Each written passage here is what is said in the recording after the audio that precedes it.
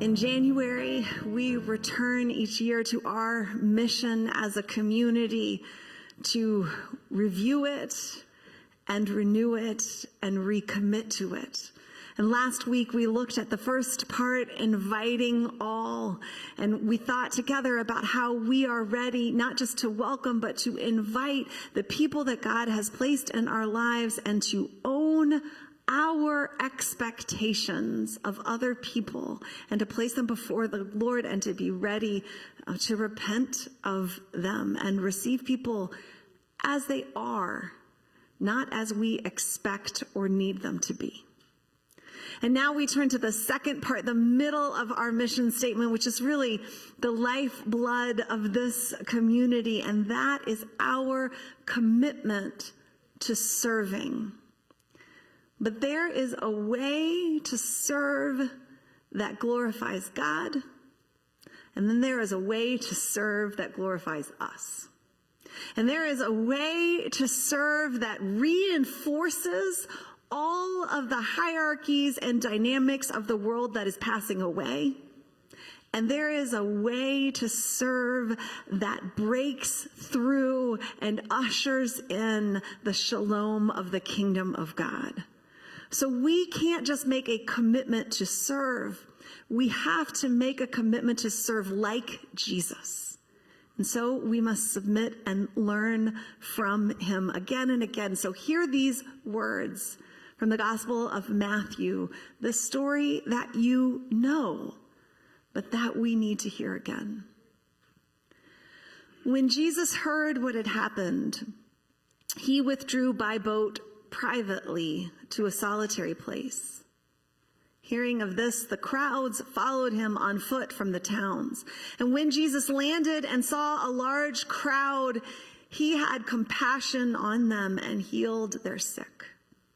As evening approached, the disciples came to him and said, "This is a remote place and it's getting late. Send the crowds away so they can go to the villages and buy themselves some food." And Jesus replied, "They do not need to go away. You give them something to eat." "We have here only 5 loaves of bread and 2 fish," they answered. "Bring them here to me," he said. And he directed the people to sit down on the grass. Taking the 5 loaves and the 2 fish and looking up to heaven, he gave thanks and broke the loaves. Then he gave them to the disciples, and the disciples gave them to the people. They all ate and were satisfied. And the disciples picked up 12 basketfuls of broken pieces that were left over. And the number of those who ate was about 5,000, besides women and children.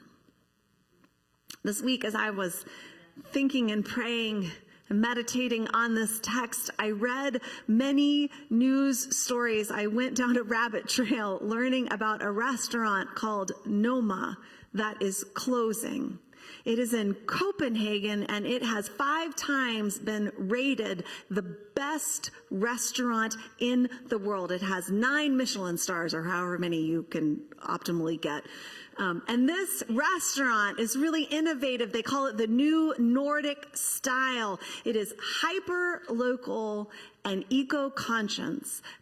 And if you go to Noma, you could have delicacies like grilled reindeer heart on a bed of fresh pine.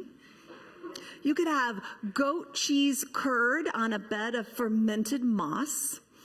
You could have saffron ice cream in a beeswax bowl or caramelized bee larva.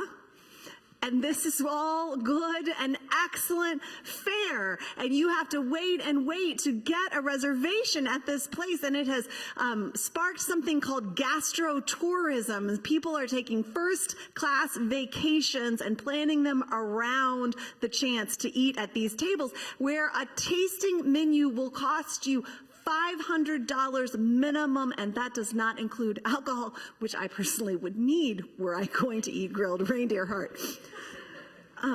And so this restaurant has closed, and it is a big deal in the gourmet dining world. And chefs are in mourning because the reason they closed is it's just unsustainable. They cannot make a profit, no matter how excellent it is. And chefs are giving their responses, and one of them said, like, it's a very sad day, and what do we do? Do we just tell people not to have great experiences and just eat potatoes?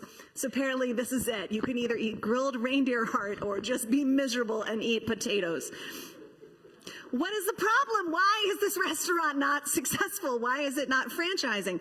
Well, it is built, it is highly labor intensive. They call it tweezer food because you have to put it together using tweezers because it's so precise, and is built on the labor of unpaid interns. So people all over the world compete to stage at Numa, and if you win the chance to stage, you win the chance to work there for 3 months, 19-hour days, because you're learning from this amazing genius. And as I was learning more about this restaurant, I was reading accounts of people who had interned there. One of them was a woman named Namrata Hege.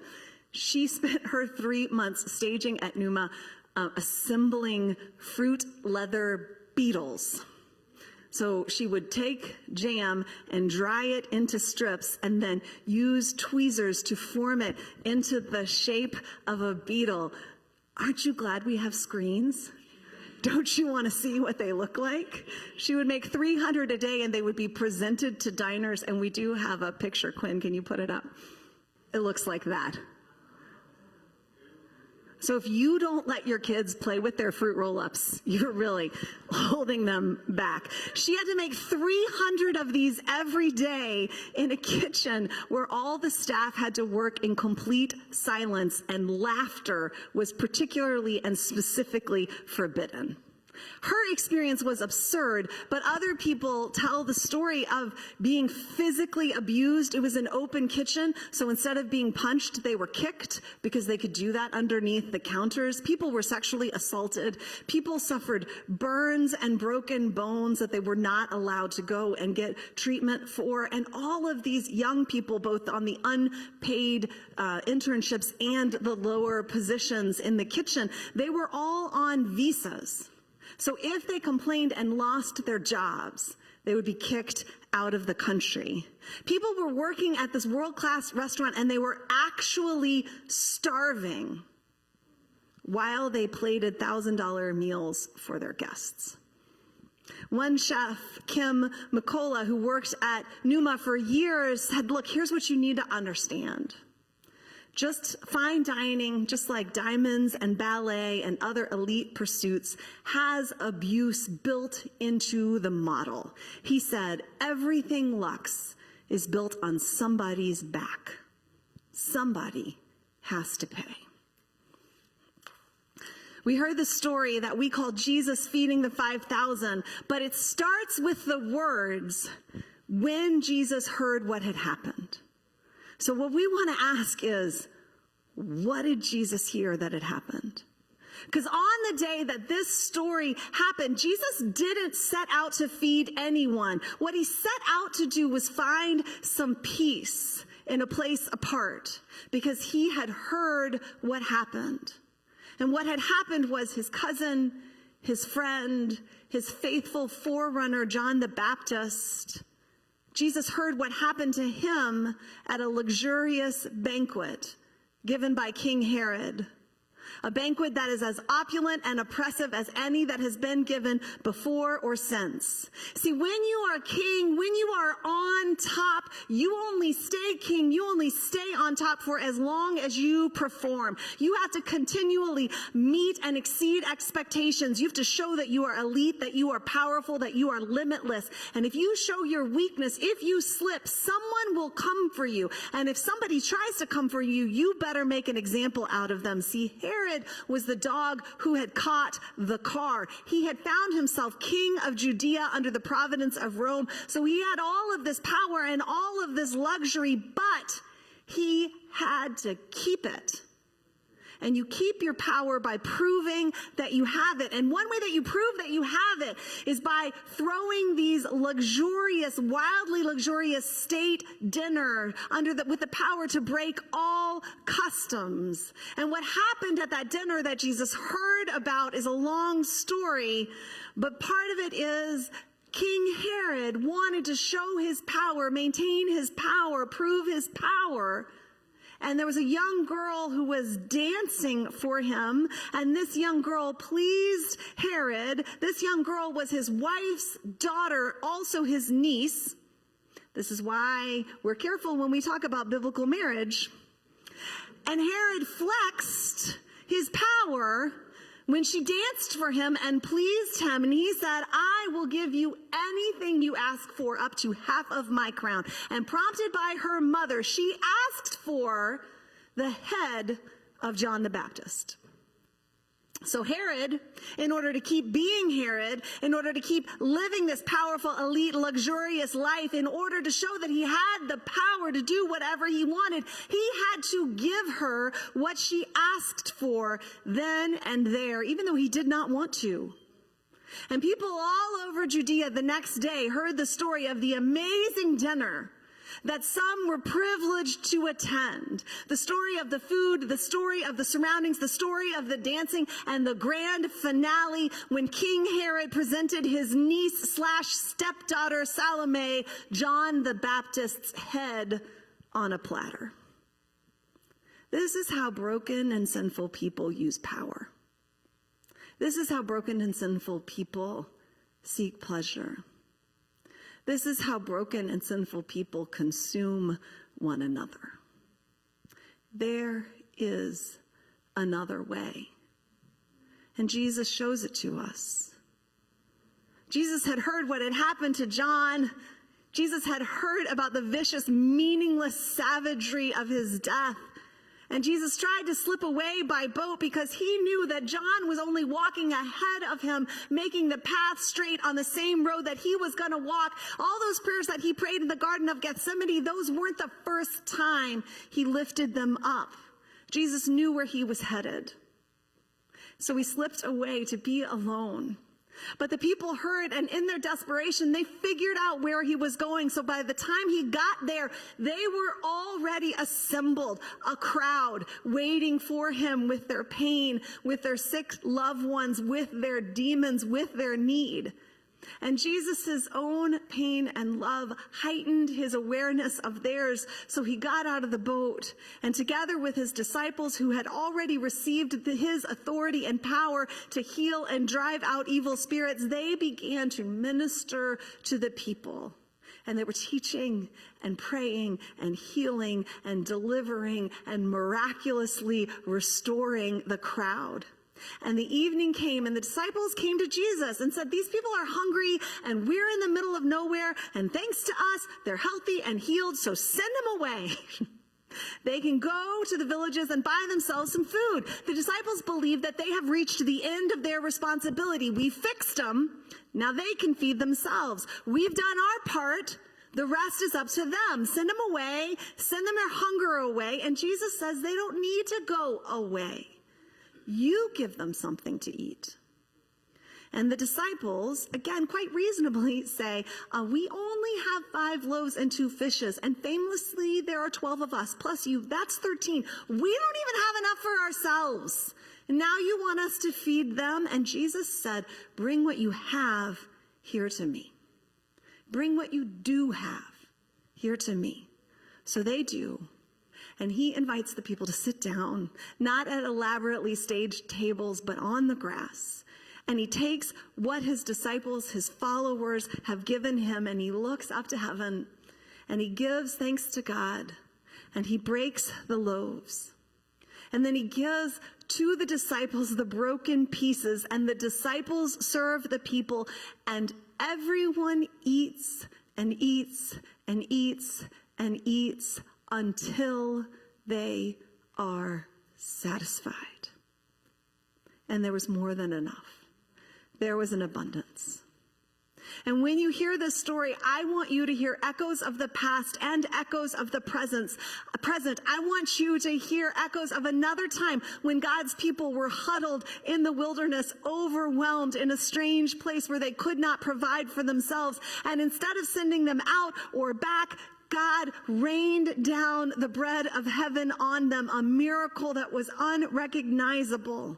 And in the wilderness days, in unexpected and unrecognizable ways, God provides more than enough and abundance. It's who God is.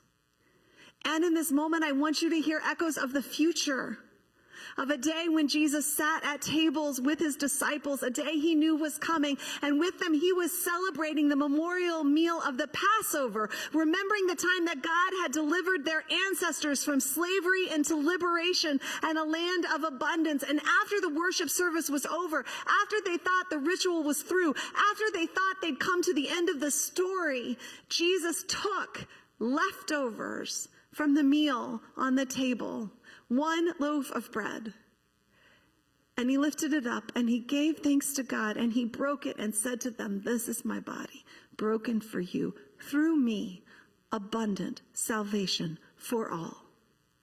I want you to look at this story, and I want you to look at our world, and I want you to see there are two ways and two kinds of tables and two ways of seeking satisfaction.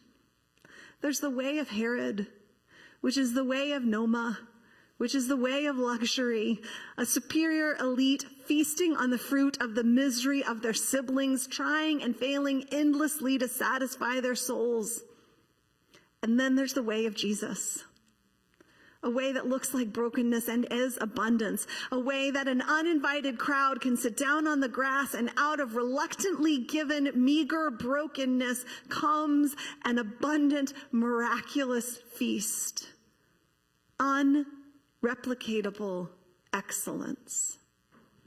See, that Noma table, at Herod table, it's wildly imaginative. It is limitless. And people say the artistry lies in making cuisine, making sustenance out of rare and unusual and unimaginable food. And it is worth it. Whoever has to suffer, it is worth it to support genius with that kind of vision, to make that come to life. And I guess if that's what you find beautiful, then okay. But the meal that Jesus created that day is a vision more glorious.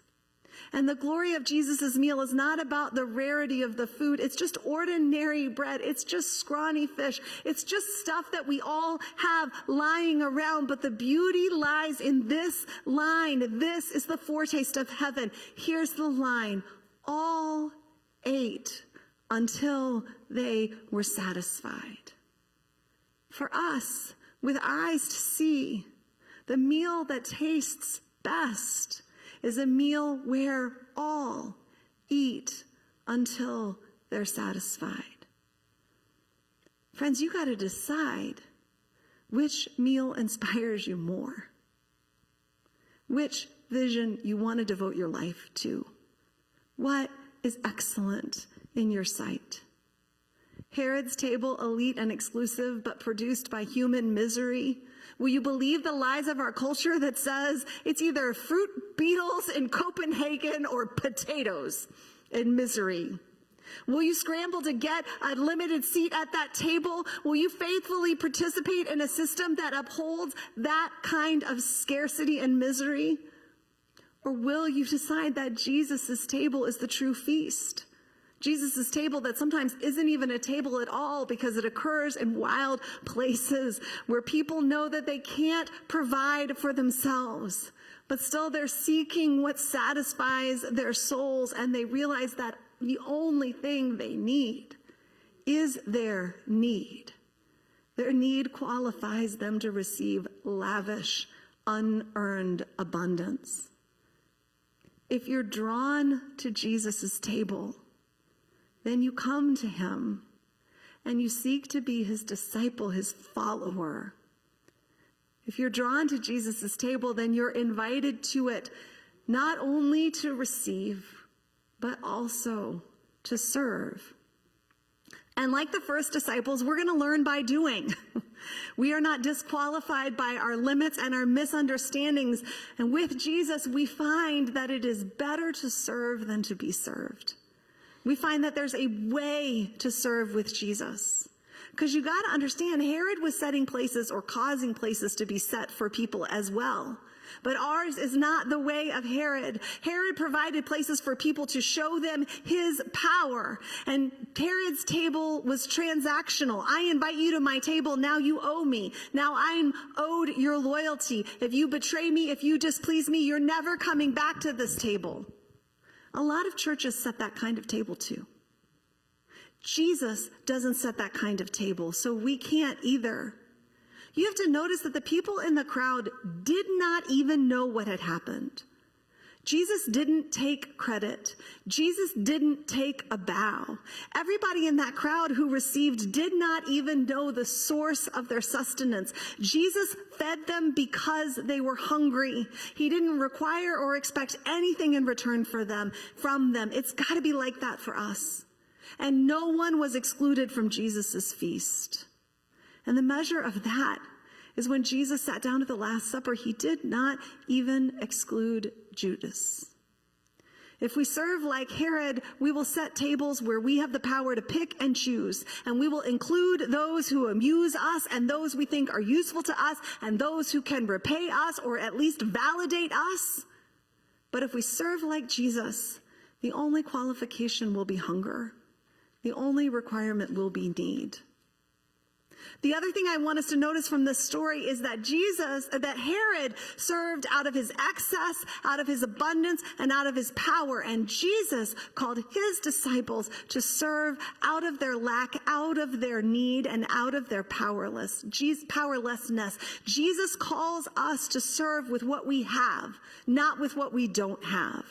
Jesus calls us to serve even and especially when what we have is not enough. A lot of us are genuinely waiting to serve. We are waiting for the day when we are confident that we will have enough for everyone. We are waiting for the day when we are confident that we know enough and no one will ask a question or present a need that we cannot answer. We are waiting to serve on a day when we are sure that we will be successful. But if you wait until that day, you'll wait a long time. And when you finally decide that day has come, you will be glorifying yourself. The disciples thought it wasn't their problem because they didn't have enough for everybody. And they thought that since they didn't have enough for everybody, they didn't have enough for anybody. But the disciples of Jesus then and now are called to give what we have, not what we don't have.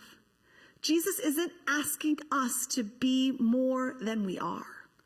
Jesus is asking us and inviting us to start now. Jesus isn't expecting us to do more than is possible or to give more than we have. But Jesus is inviting us to stop holding back our gifts, to stop holding back our offerings because we think they aren't valuable, because we think they aren't good enough or grand enough. What the disciples had to offer was more than enough to be filled with the glory of God. And the same is true today for us. And the last thing that I need us to see in this story as a community committed to serving, the last thing I need us to see in this story is what the incarnation should teach us if we only have eyes to see.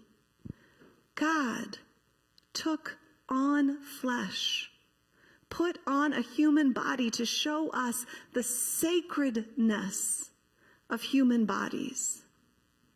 In the kingdom of heaven, which is among us, there is no separation between body and soul.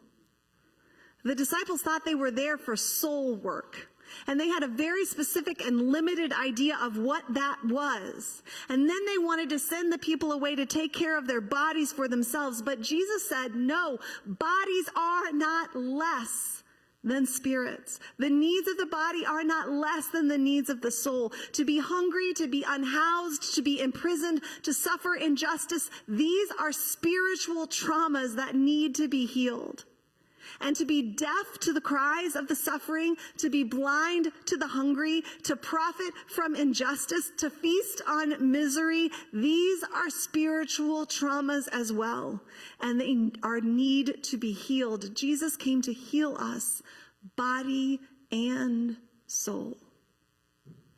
Friends, on this day, we celebrate on this weekend the life of a man who understood that what happens to people's bodies happens to people's souls.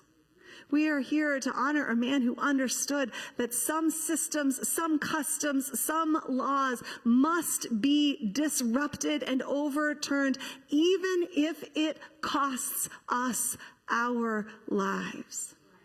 And we are here today because God glorifies God's kingdom in the broken, inadequate, weak gifts of ordinary people who turn to Christ just like us. God is the same yesterday, today, tomorrow, and on that eternal day.